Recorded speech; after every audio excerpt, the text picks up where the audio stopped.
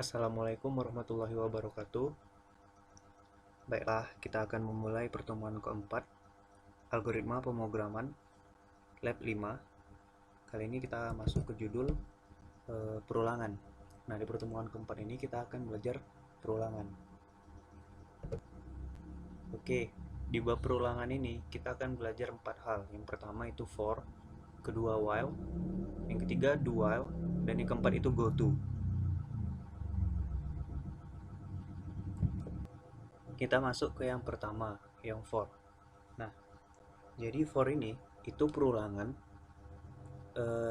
Dia melakukan tindakan yang berulang-ulang, tapi itu dengan sesuatu yang udah pasti.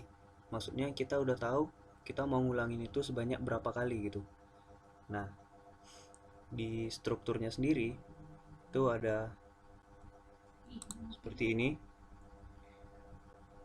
Di sini ada ungkapan satu. Di sini adalah awal. Kita mau ngulang dari mana. Terus ini akhir di ungkapan 2. Jadi ungkapan 1 itu awal, ungkapan 2 itu akhir, dan ungkapan 3 itu kita mau bertambahnya naik atau bertambahnya turun dan sebanyak apa gitu. Nah, untuk lebih jelasnya bisa lihat di modul halaman 32. Di situ ada pengertiannya. Kita masuk ke contoh. Misalkan di input sebuah bilangan n, maka output bilangan mulai dari 1 sampai n. Nah, seperti kata contoh tadi, di sini misalkan kita menginput bilangan n, lalu perintahnya outputkan bilangan dari 1 sampai n. Di sini kita bisa menggunakan for, karena kita udah tahu seberapa banyak yang mau kita ulangi, yaitu sebanyak n kali. Nah, seperti yang tadi, di bagian ini adalah ungkapan 1. Di ungkapan 1 ini awal dari for kita. Jadi di sini kita mulai dari 1, dan di bagian tengahnya atau ungkapan 2 itu akhir dari for kita. Di sini kita buat i kurang dari sama dengan n. Nah, karena kita mau sampai n, ya kan? Nah, baru di bagian ketiga ini kita buat i++. Jadi setiap kali berulang i kita tuh bertambah sebanyak 1. Seperti itu. Nah, di sini dalam perulangan for ini variabel i baru dideklarasikan ketika for itu dimulai. Ini nggak apa-apa kalau di dalam C++. Itu namanya local variable. Beda dengan Pascal yang harus dideklarasikan pada bagian atas. Kayak gitu. Nah, coba kita jalankan.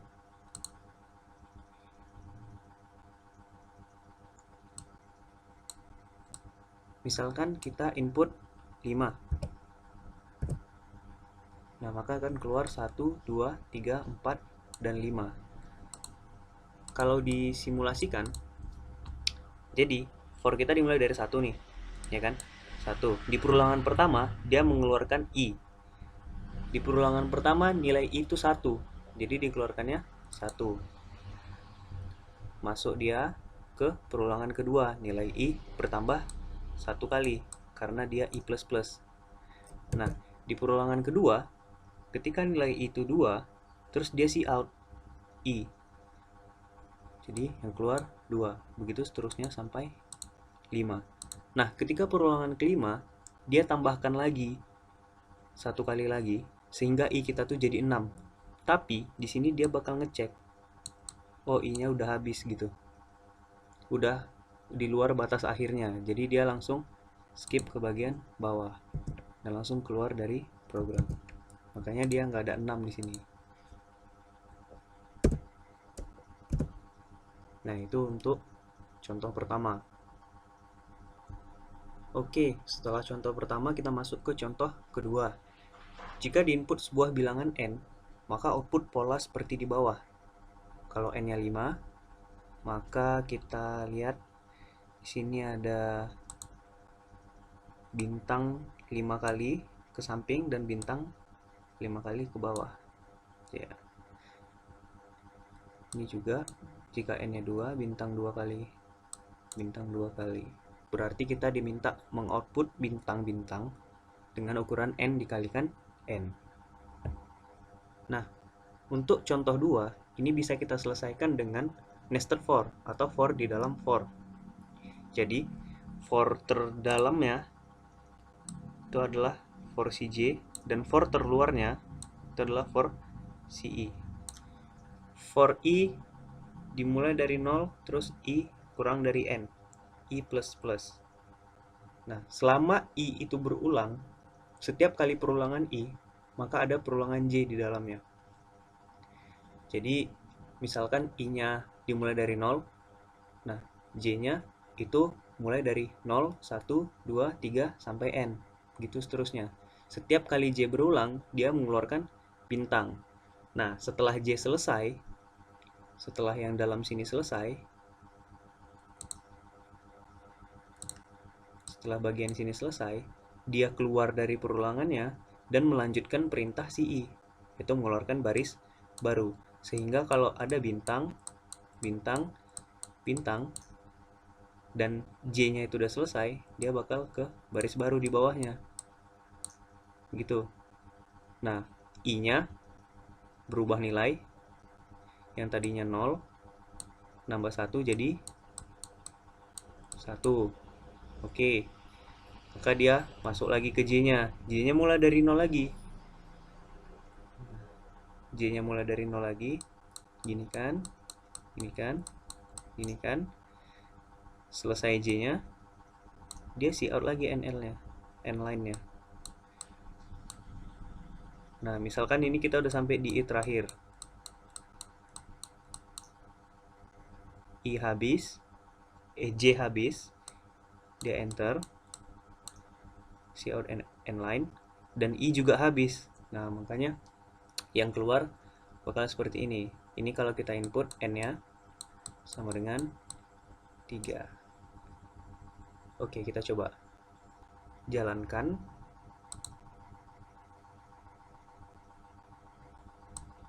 Nah, kalau kita input 3, maka dia keluar seperti ini. Gitu. Atau kalau kita input 7, dia ada 1, 2, 3, 4, 5, 6, 7. 1, 2, 3, 4, 5, 6, 7. Bintang 7 kali 7. Ini untuk nested for. Nah, jadi nggak terbatas ya, mau for di dalam for itu sebanyak apa, tergantung dibutuhkan seberapa banyaknya. Itu untuk contoh kedua. Nah, setelah dua contoh tadi, coba kalian latihan. Jika di input sebuah bilangan n, maka output pola seperti di bawah ini. Nah, kalau contohnya n-nya 5, jadi ada pola 5 kali 5, tapi dia ada garis di tengahnya, angka 0, kayak gini. Nah, silahkan latihan. Kita lanjut ke while.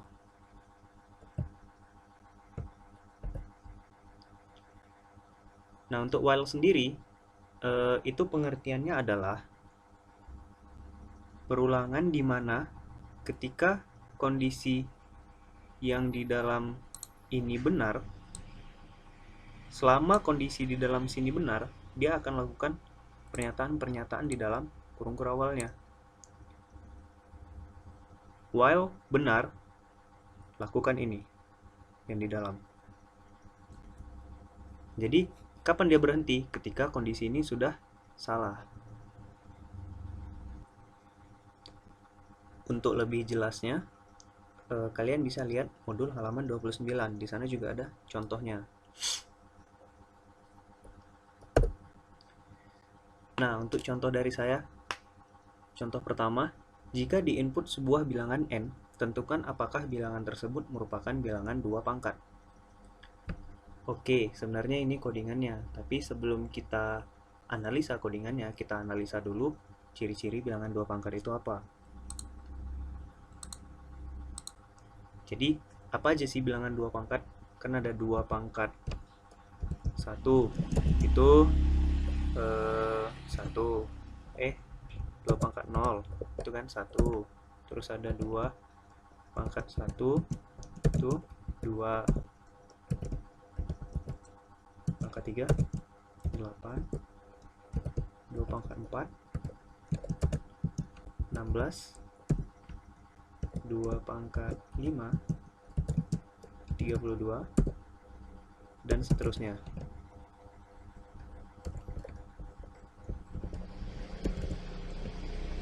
Nah, di sini kita lihat bilangan 2 pangkat itu semuanya bilangan genap kecuali 2 pangkat 0, ya kan? Nah, berarti bisa kita simpulkan. Coba kita ambil satu nih. Si 2 pangkat 5 ya, kita ambil 2 pangkat 5. Oke. Kalau kita ambil 2 pangkat 5,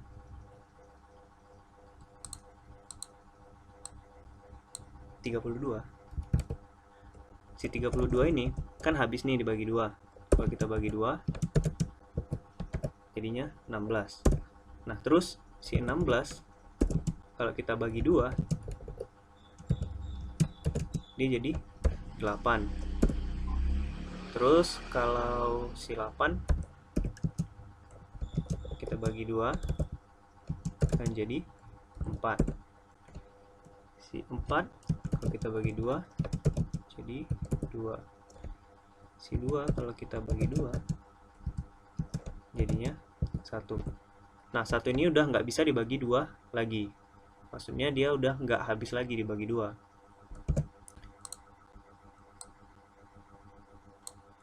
Nah, dari analisa kita ini bisa kita buat pada program kita.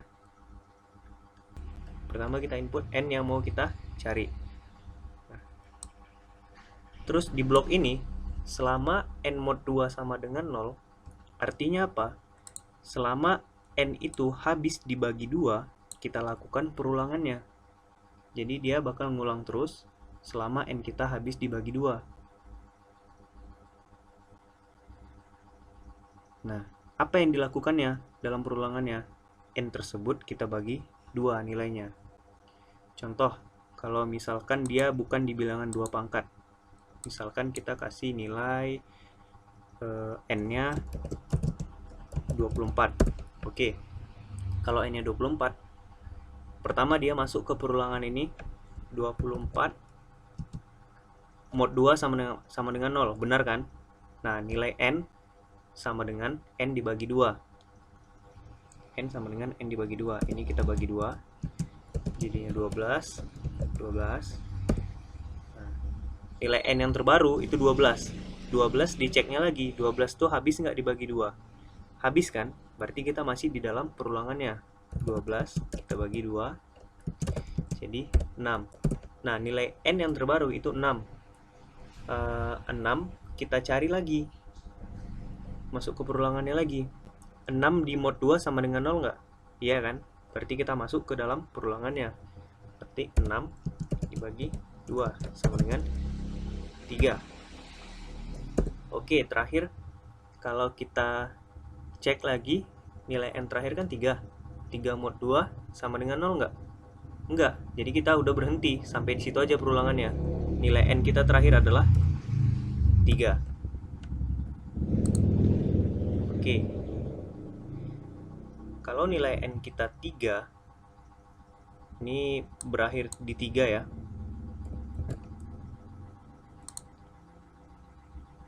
Kalau dimasukkan ke dalam blok if yang ini, dia akan keluar bukan. Tapi kalau contohnya n-nya 32 tadi, akhir ujung pembagian kita tadi itu adalah 1, maka yang keluar adalah iya. Nah, kalau kalian masih bingung, kalian boleh tanya lewat chat atau gimana untuk lebih jelasnya. Kita coba jalankan.